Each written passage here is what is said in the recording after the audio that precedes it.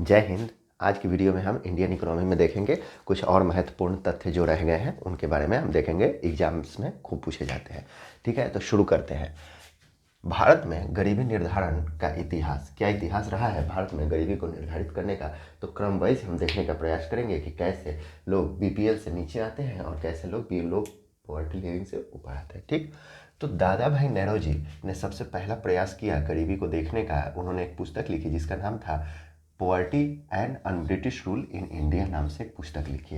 उनके बाद आया स्वतंत्रता प्राप्त होने के बाद अलग अलग समितियां आती हैं। उन्होंने गरीबी रेखा को देखने का प्रयास किया। तो देखते हैं स्वतंत्रता के बाद कौन कौन सी समितियां आई। नीलकांत दांडेकर और वी एम रथ के फॉर्मूले। इन्होंने 1971 में 2250 कैलोरी के उपभोग के आधार पे निर्धारित किया कि कौन गरीब है और कौन गरीब नहीं है। ठीक, इसके बाद आता है वाई के अलग समिति। इन्होंने CPI IW CPI industrial worker के लिए और ग्रामीणों के लिए निर्धारित करने का एक अपना सजेशन दिया। ठीक, उसके बाद आते हैं सुरेश तेंदुलकर समिति। इन्होंने 6 बुनियादी आवश्यकताओं पर बल दिया।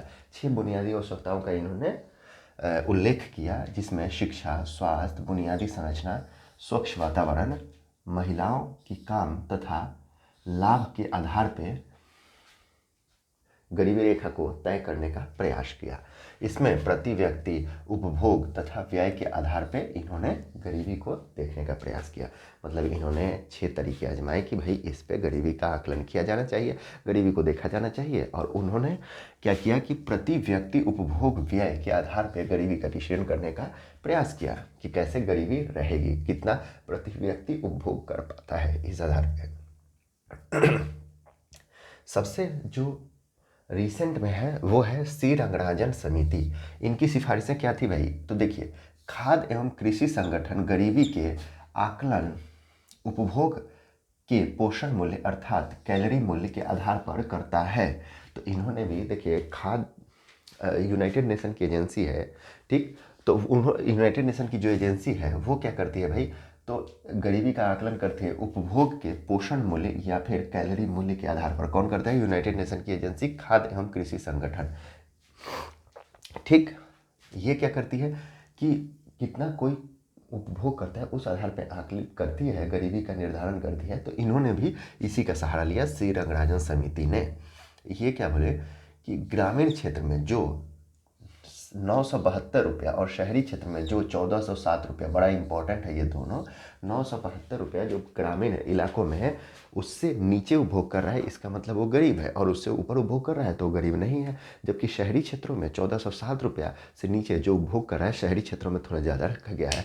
अगर उससे नीचे कोई उपभोग कर रहा है तो वो गरीब है, और उसके ऊपर उपभोग कर रहा है तो गरीब नहीं है। क्लियर है? अब आता है आय का वितरण कैसे कैसे होता है। जैसे इनइक्वालिटी इंडेक्स में हम देखते हैं अलग अलग रिपोर्ट में, तो कैसे आय का किसी देश में वितरण होता है, इन्होंने इसको समझाया किसने? लॉरेंज वक्र के अनुसार से हम समझते हैं। इसमें 0 से शुरू होकर 100 तक होता है। तो ये बड़ा इंपॉर्टेंट है, कहाँ से शुरू होता है? तो 0 से शुरू होता है और 100 तक जाता है ये लॉरेंज वक्र। तो इसमें क्या होता है, देखिए, ये एक्स एक्सिस, ये वाई एक्सिस, कर्व है एक्स एक्सिस और वाई एक्सिस के बीच। तो ये 45, ये टोटल 90 डिग्री होता है। देखिए इसमें क्या है कि ये दिखाई दे रहा होगा, उम्मीद है। तो ये कर्व बनाने की कोशिश की। तो इसमें क्या होता है कि ये 90 डिग्री होता है, तो ये 45 डिग्री में ये समानता रेखा, इसको बोलते हैं पूर्ण समानता रेखा। कहने का मतलब है कि यहाँ पे 1 2 3 4 5 ये आय प्राप्तकर्ताओं की संचयी, और यहाँ वाई एक्सिस पे रखते हैं कुल आय की संचयी।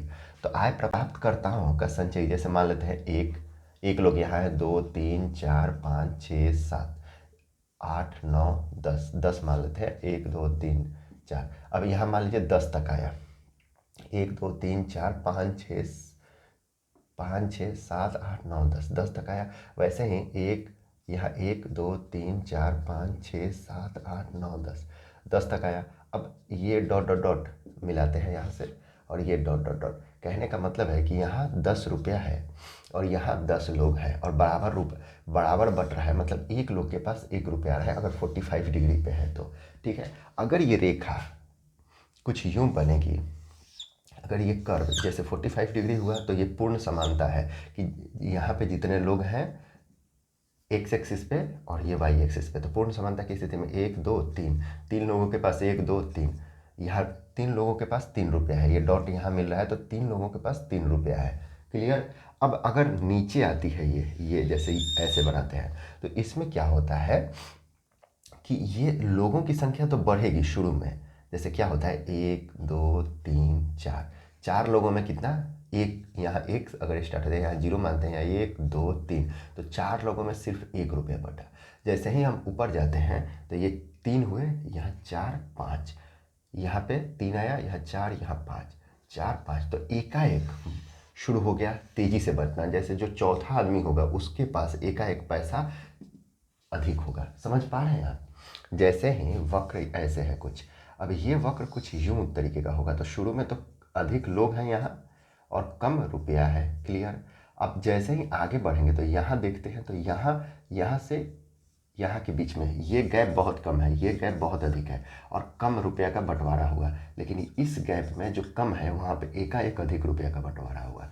कहने का मतलब है असमानता है, असमानता है मतलब कम लोगों में शुरू में अधिक रुपये का बंटवारा हो। जैसे ही ये कर्व नीचे आता जाएगा इसका मतलब क्या है, शुरू के अधिक लोगों में बहुत कम रुपये का बंटवारा हुआ, आगे चल के कम लोगों में अधिक रुपये का बंटवारा होगा, मतलब इनइक्वालिटी बढ़ेगी। मतलब कि किसी देश की अर्थव्यवस्था में जितनी भी संपत्ति है शुरू के कुछ लोगों के पास बहुत अधिक होगी और बाद में लोगों के पास कम होगी। ऐसे या उल्टा बोल सकते हैं, शुरू में मतलब उल्टा ही सही है, शुरू में बहुत सारे लोगों के पास कम संपत्ति होगी लेकिन बाद में बहुत कम लोगों के पास अधिक संपत्ति होगी। कहने का मतलब है कि इसको अगर दर्शाते हैं हम ए से, इस क्षेत्रफल को, इस क्षेत्रफल को अगर ए से दर्शाते हैं हम, तो यहाँ फॉर्मूला लिखा गया है, ए से दर्शाया गया है। यहाँ ई है 100, 0 से शुरू होकर 100 तक जाता है यहाँ। तो ये क्या बोला गया है, आप आय प्राप्तकर्ताओं की संचयी, और वाई एक्सिस पे है कुल आय का संचयी। तो जी में कैसे कैसे वितरण हो रहा है, तो जी की स्थिति में क्या होता है, गिनी गुणांक जी बोलते हैं। इसमें ए मतलब ये वाला क्षेत्रफल जो ए होगा अपान नीचे ये वाला क्षेत्रफल ए के नीचे वाला, तो ओ ई के नीचे का कुल क्षेत्रफल, ओ ई के नीचे का कुल क्षेत्रफल, ये वाला क्षेत्रफल, ये नीचे वाला कुल क्षेत्रफल। तो ऐसी कंडीशन में देखते हैं क्या होता है जब g इजिकल टू 0, मतलब प्रत्येक व्यक्ति का आय, ये बड़ा ही इंपॉर्टेंट है, यहाँ स्टार लगा लीजिएगा। प्रत्येक व्यक्ति में g इजिकल टू जब 0 हो जाएगा तो प्रत्येक व्यक्ति को एक आय, और g इजिकल टू 1 हो जाएगा तो प्रत्येक व्यक्ति को पूर्ण आय, मतलब कि 1 की प्रत्येक व्यक्ति को पूर्ण आय और g इजिकल टू प्रत्येक व्यक्ति को एक आय। ऐसी स्थिति आ जाएगी, मतलब कि अगर पूर्ण समानता रेखा की तरफ जाएं तो अगर किसी देश में अनइक्वलिटी एकदम नहीं है, मतलब कि समान आय का समान वितरण की स्थिति में जो ये रेखा 45 डिग्री पे बनती है, तो ये जो पहले बन रही थी यहाँ पे असमान वितरण है, ये कम हो जाएगी और दूसरी कंडीशन में ऐसा बनेगी, पहले ये समान था और ये चिपकते चिपकते लास्ट में इससे चिपक जाएगी। कहने का मतलब है कि ये जो ए का क्षेत्रफल है ये ऊपर वाला पार्ट 0 हो जाएगा और नीचे डिवाइड करेंगे तो फिर 0 आ जाएगा। क्लियर है। अब इस गिनी गुणांक को समझाने के लिए क्या था कि ये तो हो गया, ये छूटा है, वक्र पूर्ण समानता रेखा के पास होगी, आय की विषमता उतना ही कम होगी। मतलब ये वक्र जो नीचे की तरफ, ये वाली लाइन जो नीचे की तरफ है, अगर ये ऊपर चढ़ के और पूर्ण समानता रेखा के नज़दीक एकदम से चिपक जाए, इसका मतलब कि जितने लोग हैं उतना रुपया है, तो पूर्ण वितरण हुआ है, सबको समान वितरण की स्थिति दिखाता है। जब जितना एक कम होगा, जो ये क्षेत्रफल है जितना कम होगा उतना ही पूर्ण समानता की ओर हम कोई भी कंट्री बढ़ती है, और जितना अधिक होगा उतना ही पूर्ण समानता रेखा से दूर होती है, मतलब कि इनइक्वालिटी उस कंट्री में बढ़ती है। तो इनइक्वालिटी को नापने का सबसे बेहतरीन तरीका ये था।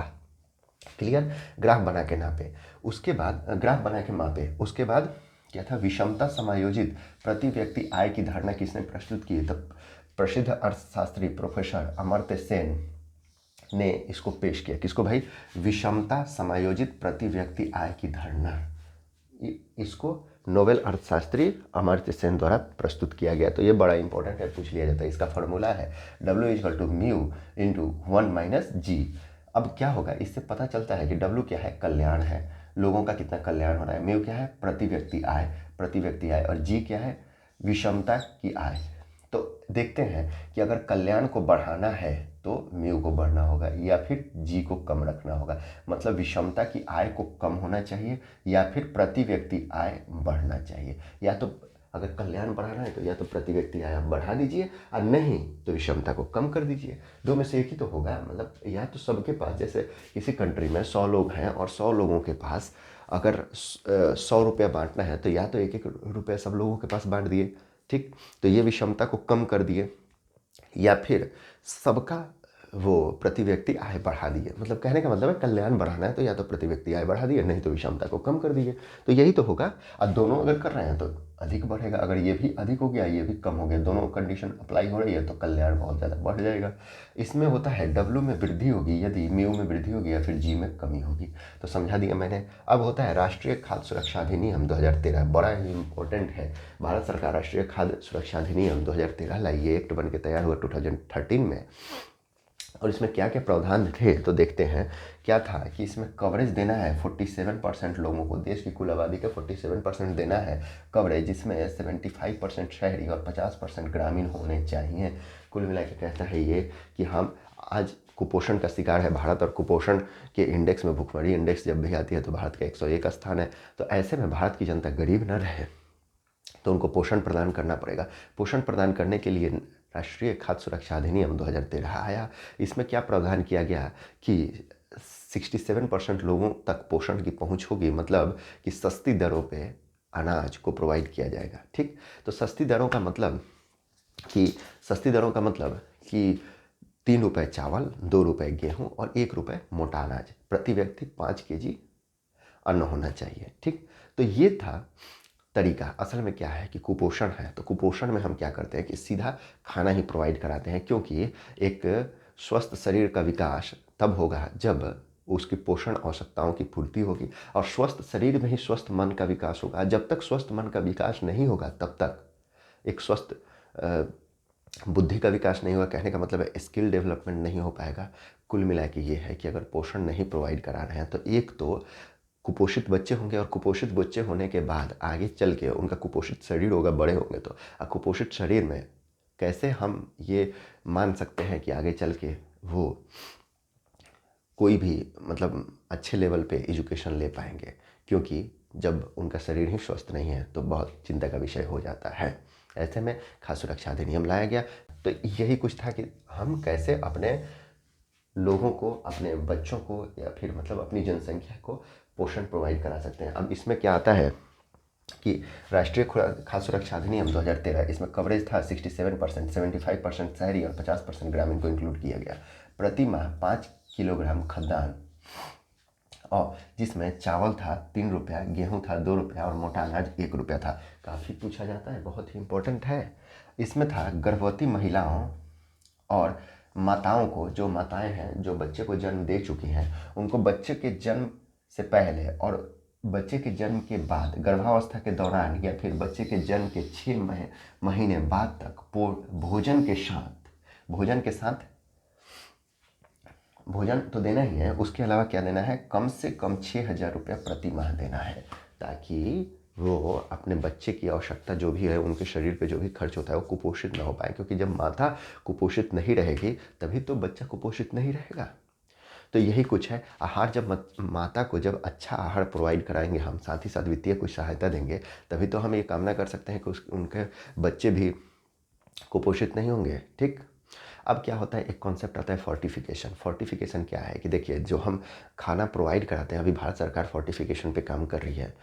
धीरे धीरे हो सकता है कि फोर्टिफिकेशन बहुत ज़्यादा लेवल पे आए, और अच्छी बात है फोर्टिफिकेशन का ना। फोर्टिफिकेशन क्या होता है कि जब भी हम जैसे चावल 3 रुपये किलो प्रोवाइड कराते हैं, तो चावल में ज़रूरी नहीं है कि उतने न्यूट्रिएंट्स हैं वो सीमित मात्रा में मिल रहा है। तो क्या है कि जैसे हम मानते हैं कि विटामिन ए की कमी होती है गांव में, या फिर शहरी गरीब इलाकों में रतौंधी रोग हो जाता है, तो विटामिन ए की कमी है, और दुनिया भर के उसके फ़ायदे भी हैं। रतौंधी मतलब आँखों के बाद दुनिया भर के तो फ़ायदे हैं ना। तो अब क्या करते हैं, कुछ विटामिन या आयरन या फिर कुछ और चीज़ अलग अलग चीज़ों में, जैसे विटामिन ए को मानते हैं हम चावल में मान लेते हैं, तो चावल को लिया जाएगा, 1 केजी चावल को लिया जाएगा, उसको पीसा जाएगा। पीसने के बाद उसमें विटामिन ए और जो भी चीज़ें मिलानी है, आयरन मिलाना है, वो मिलाया जाएगा। मिलाने के बाद क्या किया जाएगा, फिर से उसको चावल बनाया जाएगा, मतलब चावल की तरह फिर से बनाया जाएगा। पहले तो उसको पीसा गया, फिर उसमें विटामिन्स मिलाए गए, आयरन्स मिलाए गए। जिस चीज़ को सरकार को देना आवश्यक समझती है, जिसमें देखती है कि गरीबी क्षेत्रों में वो कुपोषण के शिकार हैं, तो ऐसे में जब सरकार प्रोवाइड कराना चाहती है तो पहले फोर्टिफिकेशन कराएगी। कैसे भाई, तो 1 किलो चावल ली, उसको पीसने के बाद उसमें जो भी न्यूट्रिएंट्स हैं वो ऐड की। ऐड करने के बाद फिर से उसको चावल बनाया जाता है, और 1:100 के अनुपात में। जैसे 1 kg चावल और 100 kg पहले वाला चावल, 1 kg पिसा हुआ चावल और पीसने के बाद जो बना था फिर से दोबारा चावल, उसको फोर्टिफाइड चावल। 1 kg फोर्टिफाइड चावल मतलब 1:100 होता है, 1:100 का रेशियो होता है। तो 1 kg फोर्टिफाइड चावल और 100 kg नॉर्मल चावल जो पहले वाला था, जो डिस्ट्रीब्यूशन के लिए जाना है, उसको अच्छे से मिला देंगे। मिलाने के बाद उसको बांट देंगे। ऐसे में क्या होगा कि जब ये चावल पकेगा तो जो न्यूट्रिएंट्स चावल से ऑलरेडी मिल रहे थे वो तो मिलेंगे ही, एक्स्ट्रा न्यूट्रिएंट्स भी मिलेंगे। जैसे हम ग्रामीण इलाकों में देखते हैं एनीमिया हो जाता है औरतों को, क्यों? क्योंकि आयरन की कमी हो जाती है। आयरन की कमी को दूर करने के लिए क्यों ना आयरन ही मिला दें। जैसे दूध में फोर्टिफाइड होता होगा, आपके पास जो दूध आता होगा पैकेट का, वहाँ पे देखिएगा फोर्टिफाइड दूध लिखा होगा। फोर्टिफाइड करने का मतलब है कि उसमें विटामिन डी ऐड किया जाता है एक्स्ट्रा। वैसे ही ऐड किया जाता है जैसे बताया गया, वैसे तेल में भी ऐड किया जाता है, वैसे चावल में भी ऐड किया जाता है, तेल में भी ऐड किया जाता है, दूध में भी ऐड किया जाता है, अलग अलग विटामिन, ताकि कुपोषण की समस्याओं से मुक्ति दिला सके अपनी जनता को। अच्छी बात है। तो मिलते हैं अगले लेक्चर में कुछ और इंपॉर्टेंट चीज़ों को देख के, और इकोनॉमी ख़त्म होने वाली है। वीडियो अच्छी लगी होगी तो लाइक कीजिए, शेयर कीजिए, सब्सक्राइब कीजिए, अच्छी चीज़ों को ज़्यादा से ज़्यादा लोगों तक पहुँचाइए। जय हिंद।